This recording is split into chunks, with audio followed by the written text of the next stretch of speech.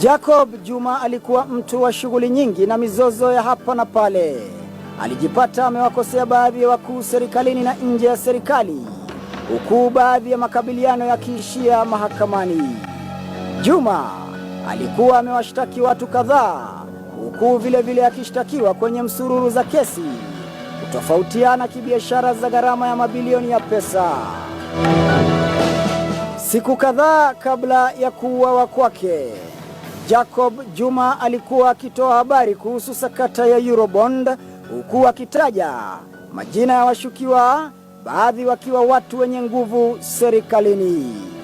Imedaiwa kwamba alikuwa anajiandaa kutoa habari muhimu kwa viongozi wa upinzani zinazofichua wakuu serikalini waliohusika katika sakata hiyo. Engineer Jacob Juma anapigwa risasi 18 na askari ambao wanaitwa Flying Squad. Wanafukuza yeye, wanakwenda wanaona mpale ambaye hakuna watu, wanamzuia pale, wanakwenda na piga yeye risasi pa. Alafu wanakwenda unatuma habari kwa police station.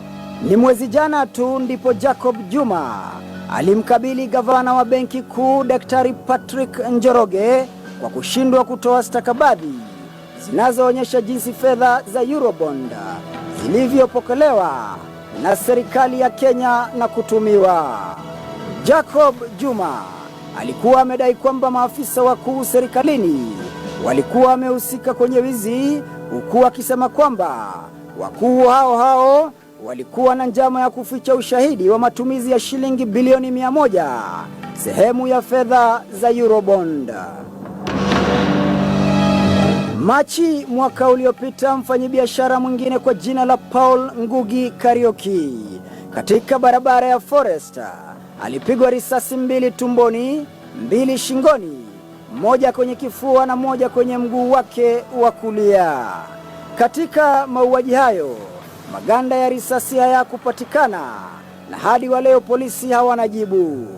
Kwa wakati huo wote tayari mauaji mengine ya kinyama ya watu zaidi ya 20 yalikuwa yametendeka. Licha ya polisi kuomba watu walio na ushahidi kujitokeza katika mauaji ya Jacob Juma, idadi ya watu wanaozidi kuuawa katika njia isiyoeleweka inazidi kuongezeka hapa nchini. Hatimaye sauti ya Jacob Juma Lukoba imezimwa, sauti iliyotegemewa kuhusu swala la Eurobond haitasikika tena.